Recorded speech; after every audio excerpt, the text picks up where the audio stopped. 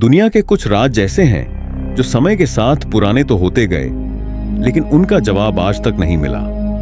कभी एक ऐसी किताब जो एक अजीबोगरीब भाषा में लिखी गई, जो आज तक किसी को समझ नहीं आई, और समंदर में एक ऐसा कंप्यूटर मिला जो हजारों साल पुराना हो, और कभी ऐसे पत्थर जो इंसान की समझ से परे हैं। तो सवाल यह है, क्या यह सब सिर्फ इतिहास की गलतियां हैं, या फिर एक ऐसा सच जिसे इंसान समझने के लिए तैयार ही नहीं? आज हम चलेंगे एक ऐसे सफर पर जहां हम दुनिया के सबसे रहस्यमय राजों को एक्सप्लोर करेंगे, ऐसी चीजें जिनका जवाब आज तक किसी के पास नहीं। दोस्तों, अगर आपने अभी तक हमारे इस चैनल को सब्सक्राइब नहीं किया है तो जरूर सब्सक्राइब कर लें, क्योंकि आपके एक सब्सक्राइब से हमें बहुत मोटिवेशन मिलता है और हम आपके लिए ऐसी और वीडियोस बनाते रहेंगे। तो चलिए शुरू करते हैं पहले रहस्यमय राज से, जो है वन एच मैन्यूस्क्रिप्ट। एक ऐसी किताब जिसमें दुनिया के नियम ही उल्टे लगते हैं। सोचो, तुम्हें एक किताब मिलती है जो एक अननोन लैंग्वेज में लिखी हो,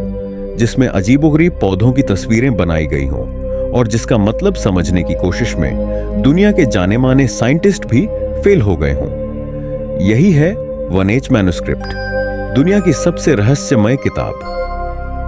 1912 में एक रेयर बुक्स डीलर विल्फ्रेड वनेच को यह किताब इटली के एक पुराने मॉनेस्ट्री से मिली थी। इस किताब के अंदर 240 से ज्यादा पेज हैं, पर आज भी कुछ पेज मिसिंग हैं। रेडियो कार्बन डेटिंग के बाद साइंटिस्ट ने कंफर्म किया कि यह किताब साल 1400 से 1440 के बीच लिखी गई थी, यानी लगभग 600 साल पुरानी है। पर असली रहस्य शुरू होता है इसके कंटेंट से।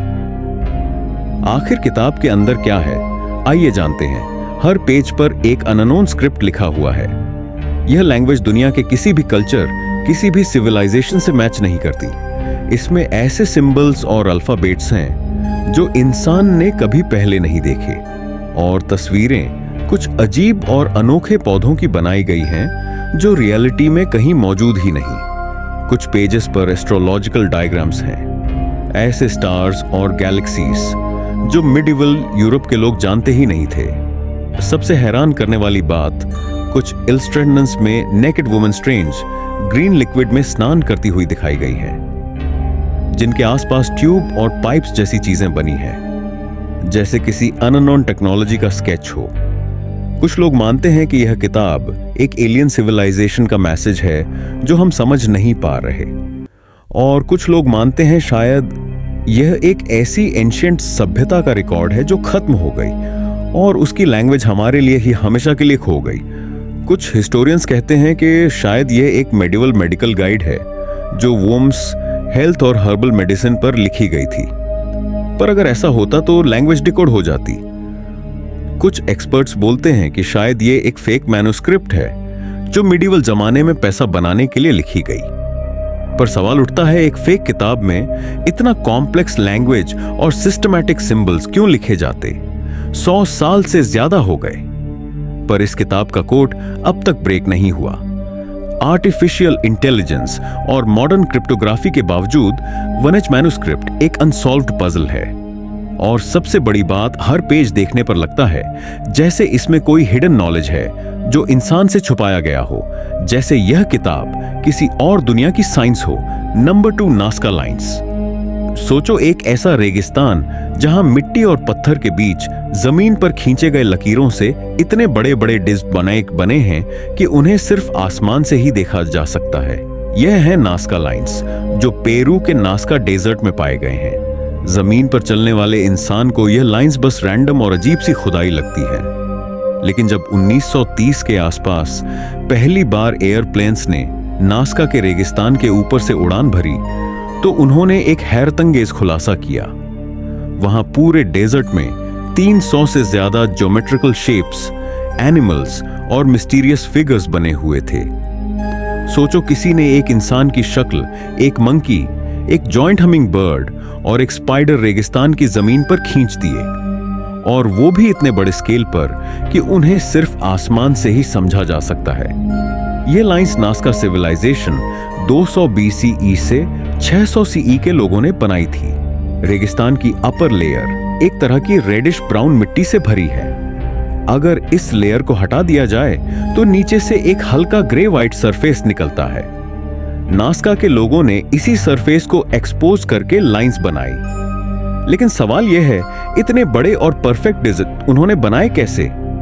उस टाइम कोई ड्रोन नहीं था, कोई एयरप्लेन नहीं था। जमीन पर खड़े होकर इंसान को कभी समझ ही नहीं आता कि पूरा डिजाइन क्या बन रहा है। कई स्कॉलर्स कहते हैं कि नासका लाइंस एक तरह का एस्ट्रोनॉमिकल कैलेंडर थी। यह फिगर्स स्टार्स, कॉन्स्टेलेशंस और सोलस्टिस के टाइम अलाइन होते हैं। मतलब शायद उनका रिलेशन आसमान के तारे और प्लेरी साइकिल्स से था। एक थ्योरी के मुताबिक यह लाइंस एक तरह की सेरेमोनियल पाथवेज थी। मतलब लोग इन पर चलकर रिचुअल्स करते थे, शायद पानी के लिए प्रेयर्स, क्योंकि नासका एक बहुत सूखा एरिया है। सबसे पॉपुलर और थ्रिल वाली थ्योरी यह है कि यह लाइंस किसी एलियन सिविलाइजेशन के लिए बनाई गई थी, एक तरह के लैंडिंग मार्क्स, जिससे वो आसमान से आइडेंटिफाई कर सकें। क्योंकि उस तरह की स्केल और परफेक्शन बनाना इंसान के लिए उस टाइम ऑलमोस्ट इम्पॉसिबल लगता था। कुछ एक्सपर्ट्स कहते हैं कि यह एक तरह का अंडरग्राउंड वाटर मैप था। नासका के लोग शायद दिखाना चाहते थे कि कौन से एरियाज के नीचे पानी अवेलेबल है। नासका लाइंस आज भी वैसे ही सेफ हैं जैसे 2000 साल पहले बनाए गए थे। रेगिस्तान का ड्राई क्लाइमेट और विंड्स की कमी की वजह से यह लकीरें कभी मिटती नहीं। यूनेस्को ने इन्हें वर्ल्ड हेरिटेज साइट डिक्लेयर किया। लेकिन मिस्ट्री अब तक वही की वही है। क्या ये डिवाइन प्रेयर्स थी, एक कैलेंडर था, या फिर एलियंस के लिए मैसेज? सोचो, एक पूरा सिविलाइजेशन ऐसे डेज बनाता है जो खुद जमीन से कभी देख ही नहीं सकता। मतलब उन्होंने ये किसके लिए बनाया था? Number 3 pyramids of Giza. सोचो, एक ऐसा स्थान जो हजारों सालों से दुनिया के सबसे बड़े राजा अपने अंदर छुपाए बैठा है। गीजा के पिरामिड्स। ये पिरामिड सिर्फ एक मकबरा या आर्किटेक्चर का कमाल नहीं है, बल्कि एक एनसोलोड मिस्ट्री का समुद्र है। सबसे ज्यादा डिस्कशन होती है ग्रेट पिरामिड ऑफ खोफू के अंदर छुपे हुए सीक्रेट चैम्बर्स के बारे में। जब इस पिरामिड का कंस्ट्रक्शन हुआ था लगभग 4500 साल पहले, तब उसे इतनी एक्यूरेसी के साथ बनाया गया था कि आज के मॉडर्न इंजीनियर्स भी हैरान हो जाते हैं। 2017 में एक scientific project scan pyramids mission ने एक ऐसा डिस्कवरी किया जिसमें मयन रेडियोग्राफी टेक्निक का यूज हुआ। ये एक तरह की कॉस्मिक रे इमेजिंग है जो वॉल्स के अंदर छुपे स्पेसेस को डिटेक्ट करती है। और तब साइंटिस्ट्स ने कंफर्म किया कि खुफू के पिरामिड के अंदर एक बड़ा हिडन वॉइड एक्सिस्ट करता है, लगभग एक कमर्शियल एयरप्लेन जितना लंबा। अब सवाल उठता है, यह चैम्बर किस काम का था? कुछ लोग कहते हैं कि कोई ये कंस्ट्रक्शन कॉरिडोर था जो पिरामिड बनाते वक्त इस्तेमाल हुआ और बाद में सील कर दिया गया। दूसरे रिसर्चर्स मानते हैं कि यह एक रॉयल बरियल चैम्बर हो सकता है जिसमें अभी तक किसी को घुसने का मौका नहीं मिला। और कुछ थ्योरिस्ट्स का मानना है कि यह चैम्बर एंशिएंट टेक्नोलॉजी या फराऊ के खजाने का सीक्रेट वॉल्ट हो सकता है। और मिस्ट्री और गहरी तब हो जाती है जब यह पता चलता है कि पिरामिड के अंदर आज तक ऐसे नैरो शाफ्ट्स और कॉरिडोर्स भी हैं जिनका पर्पज किसी को समझ नहीं आया। जैसे एक शाफ्ट डायरेक्टली स्टार्स की अलाइनमेंट में बना हुआ है, जो इस बात की तरफ इशारा करता है कि इजिप्शियंस का एस्ट्रोनॉमी और आफ्टर लाइफ के साथ गहरा कनेक्शन था। पिरामिड्स के अंदर के चैम्बर्स का राज अभी तक पूरी तरह सॉल्व नहीं हुआ। आज भी वहां एक्सपेरिमेंट्स और स्कैनिंग चल रही है, लेकिन अंदर फिजिकली एंटर करने की परमिशन नहीं दी जाती क्योंकि वो स्ट्रक्चर डिस्टर्ब हो सकता है। सोचो, अगर एक दिन ये चैम्बर्स ओपन हो गए तो क्या हमें एक खजाना मिलेगा, या फिर ऐसी नॉलेज जो इंसान की हिस्ट्री को हमेशा के लिए बदल दे? पिरामिड्स के अंदर छुपा यह सीक्रेट चैम्बर अभी भी दुनिया का एक ऐसा राज है जो हर जनरेशन को चैलेंज करता है। Number 4 Easter island moist statues. Pacific ocean के बीच एक छोटा सा आइलैंड है ईस्टर आइलैंड, और यहीं खड़े हैं वो अजीब और बड़े बड़े मोइस्ट स्टैच्यूज जिन्हें देखकर हर इंसान हैरान रह जाता है। वहां जमीन पर 13 फीट से लेकर 30 फीट तक के पत्थर के इंसान जैसे चेहरे खड़े हैं। कुछ का वेट 80 टन तक है और ये सब स्टोन टूल्स से बनाए गए थे। मतलब ना कोई मशीन ना आयरन, सिर्फ प्रिमिटिव टूल्स। सबसे बड़ी दिक्कत यह है कि इतने बड़े पत्थर काटकर उन्हें माउंटेन के क्वेरी से लेकर किलोमीटरों दूर तक कैसे ले जाए गए। वहां के लोकल्स कहते हैं कि स्टैच्यूज चलकर अपने आप जगह तक गए। ये बात सुनने में अजीब लगती है, लेकिन इसी वजह से मोवाई स्टैच्यूज और भी ज्यादा मिस्टीरियस हो जाते हैं। कुछ आर्कियोलॉजिस्ट्स कहते हैं कि शायद वो लोग रोप्स और वुडन लॉक से खींच कर लाए होंगे, लेकिन प्रैक्टिकल एक्सपेरिमेंट्स करने के बाद भी आज के मॉडर्न लोग इन्हें मूव करने में स्ट्रगल करते हैं। फिर एंशिएंट आइलैंडर्स ने यह कैसे किया होगा? दूसरा बड़ा सवाल है, ये स्टैच्यूज बने क्यों? कुछ लोग कहते हैं कि वो ये एंसेस्टर्स की स्पिरिचुअल गार्डियंस हैं जो आइलैंड की रक्षा करते हैं। दूसरे कहते हैं कि ये पावर और अथॉरिटी दिखाने का एक तरीका था। और कुछ थ्योरीज यह भी कहती हैं कि शायद ये एक लॉस्ट सिविलाइजेशन का हिस्सा थे जो एडवांस थी और अपने साथ अपना नॉलेज लेकर गई।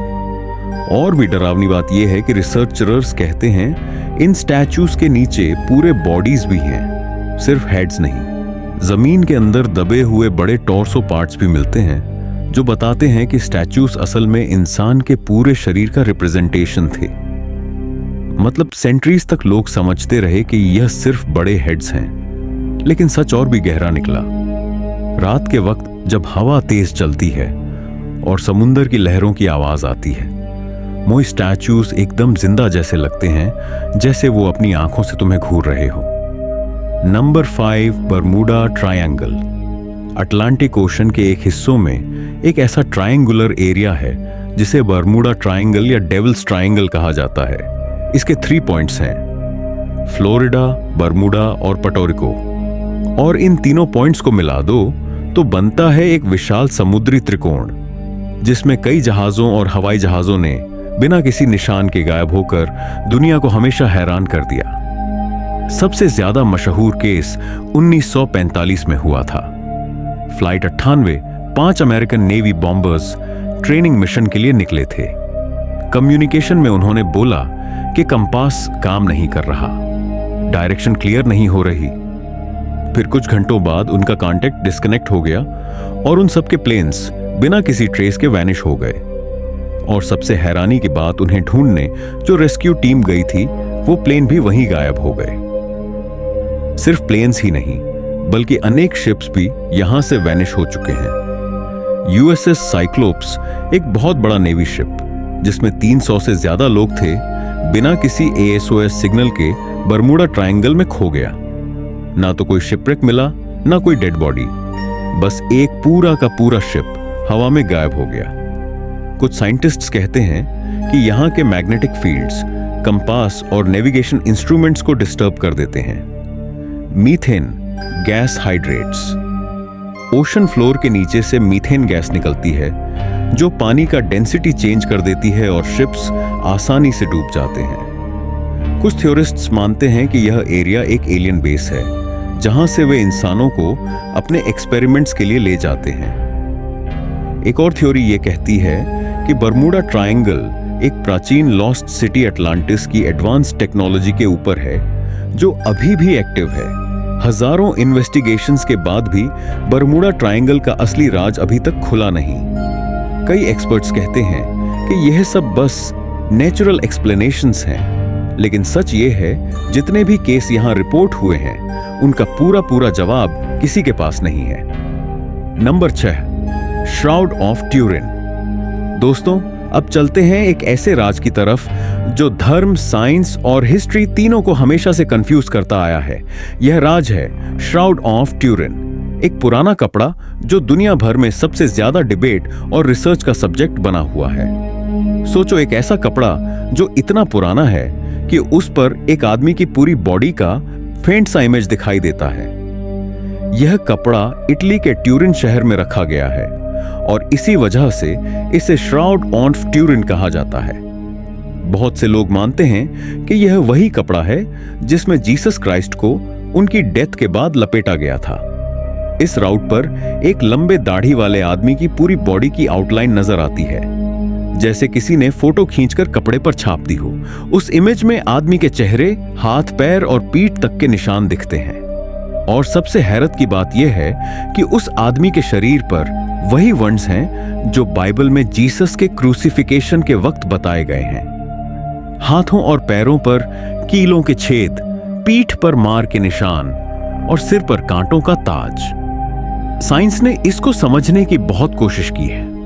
1988 में कुछ साइंटिस्ट्स ने कार्बन डेटिंग टेस्ट किया और बोला कि श्राउड सिर्फ 700 साल पुराना है, मतलब जीसस के टाइम का नहीं हो सकता। लेकिन बाद में और रिसर्चर्स ने कहा कि श्राउड पर पोल्यूशन, एग और रिपेयर्स की वजह से कार्बन डेटिंग सही रिजल्ट नहीं दे पाई। कुछ एक्सपर्ट्स तो कहते हैं कि कपड़े के फाइबर में एक ऐसी लाइट रेडिएशन हुई थी जो नॉर्मल दुनिया में पॉसिबल ही नहीं, जैसे एक सुपरनेचुरल फ्लैश ने इमेज को कपड़े पर प्रिंट कर दिया हो। आज तक कोई कंफर्म नहीं कर पाया कि श्राउड ऑफ ट्यूरिन असली है या एक मिडीवल जमाने का बनाया गया फेक रेलिक। लेकिन जब भी इसे देखा जाता है, लोग एक अजीब सी स्पिरिचुअलिटी और मिस्ट्री महसूस करते हैं। ये एक ऐसी चीज है जो साइंस और फेथ के बीच की एक बड़ी पजल बनी हुई है। दोस्तों, जरा सोचिए, क्या यह सच में जीसस का श्राउड है जो उनके रिएक्शन का सबूत देता है, या फिर सिर्फ एक केयरफुली क्राफ्टेड इल्यूजन है जो ह्यूमन हिस्ट्री का सबसे बड़ा रिलीजियस मिस्ट्री बन गया? Number 7, Antikythera mechanism. एकदम समुद्र के गहरे पानियों में एक जहाज का कला टूटा पड़ा है। वहां से एक ऐसा पुराना जंग लगा हुआ लोहे का टुकड़ा निकला जो पहले तो एक खराब धातु का टुकड़ा लगता था, लेकिन जब साइंटिस्ट ने उसे ध्यान से देखा तो उनकी सांसें रुक गई। यह कोई आम धातु का टुकड़ा नहीं था, यह था एंटीकैथेरा मैकेनिज्म, एक ऐसा यंत्र जो अपने समय से हजारों साल आगे था। 1901 में ग्रीक डवर्स एक शिपरेक एक्सप्लोर कर रहे थे जो एंटीकैथेरा आइलैंड के पास डूब चुका था। वहां उन्हें गोल्ड स्टैचूज और ऑर्नामेंट्स मिले, लेकिन सबसे बड़ी डिस्कवरी थी एक रस्टेड गियर मशीन। पहले आर्कियोलॉजिस्ट्स को लगा ये बस एक टूटा हुआ एस्ट्रोलॉजिकल इंस्ट्रूमेंट है, लेकिन जैसे जैसे रिसर्च हुई पता चला कि यह तो एक इनक्रेडिबल मशीन है जो 2000 साल पुरानी है। इसमें छोटे छोटे गेज, व्हील्स और डायल्स लगे हुए थे, बिल्कुल एक मॉडर्न क्लॉक की तरह। रिसर्च के बाद पता चला कि यह मैकेनिज्म सूरज, चांद और ग्रहों की गति कैलकुलेट कर सकता था, ग्रहण प्रेडिक्ट कर सकता था, यहां तक कि ओलंपिक गेम्स की डेट्स भी बताता था। सोचो, 2000 साल पहले एक मशीन जो आज के कंप्यूटर जैसा काम करती थी कैसे बनाया होगा? यह सबसे बड़ी मिस्ट्री है। उस दौर बीसीई में ऐसी टेक्नोलॉजी होने का कोई रिकॉर्ड नहीं है। मेटल गीस का इतना एडवांस डिजाइन बनाने के लिए प्रिसाइज टूल्स चाहिए होते हैं जो तब के लोगों के पास थे ही नहीं। कुछ एक्सपर्ट्स कहते हैं कि शायद लॉस्ट एंशिएंट सिविलाइजेशन या किसी अननोन जीनियस ने यह बनाया होगा। एक्सरे इमेजिंग और 3D स्कैन्स के बाद साइंटिस्ट्स ने कंफर्म किया है कि मैकेनिज्म में 37 गियर्स थे। यह एक तरह का एनालॉग कंप्यूटर था जो स्पेस और टाइम को कैलकुलेट करता था। लेकिन एक सवाल अभी भी जिंदा है, अगर 2000 साल पहले यह टेक्नोलॉजी एक्जिस्ट करती थी तो बाकी दुनिया को उसके बारे में कुछ पता क्यों नहीं चला? और फिर वो नॉलेज अचानक गायब कैसे हो गई? कुछ लोग मानते हैं कि एंटीकैथेरा मैकेनिज्म प्रूफ है कि एंशिएंट एलियंस ने ह्यूमंस को टेक्नोलॉजी दी थी। दूसरे कहते हैं कि यह अटलांटिस जैसी खोई हुई सिविलाइजेशन की एक छोड़ी हुई निशानी है। जो भी सच हो, एक बात तय है, एंटीकैथेरा मैकेनिज्म हमेशा एक ऐसी पहेली बनी रहेगी जो हमें बताती है कि हमारी हिस्ट्री उतनी सिंपल नहीं है जितनी हमें सिखाई गई है। दोस्तों, मिलते हैं अगली वीडियो में एक और रहस्यमय राज के साथ। आपने अभी तक हमारे इस चैनल को सब्सक्राइब नहीं किया है तो जरूर सब्सक्राइब कर लें